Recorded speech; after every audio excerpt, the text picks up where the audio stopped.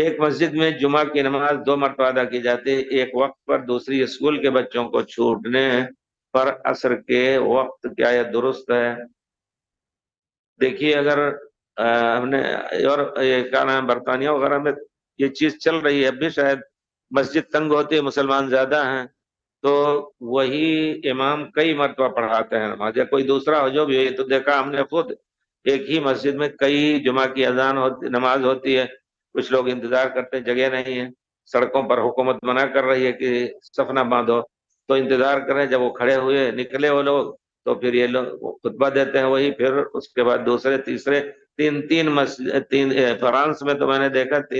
میں تھا ایک مسجد کے قریب، تو 3 جمعے اس میں ہوتے تھے، جو پہلے سویرے پہنچ جاتے تھے وہ تو پہنچ ہی جاتے تھے۔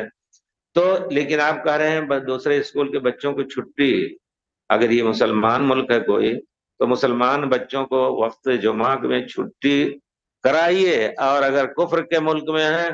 تو پھر مجبوری ہے تھوڑی سی، آپ ان کو نماز پڑھائیے اگرچہ عصر کا وقت ہو گیا ہو، تاکہ جمعہ کی اہمیت ان کو معلوم ہو۔ لیکن مسلمان ملک میں یہ چیز جائز نہیں ہے، مسلمان ملک میں جمعہ کے دن جمعہ کے لیے پیریڈ ایسے رکھیں، اگر پڑھائے جمعہ کے دن عام طور پہ چھٹی ہوتی ہے، لیکن ایسے پیریڈ رکھیں کہ 1 گھنٹہ پہلے اور 1 گھنٹہ بعد کھانا وانا کھا کر کے پھر آ کر کے اور دوسرے موضوعات میں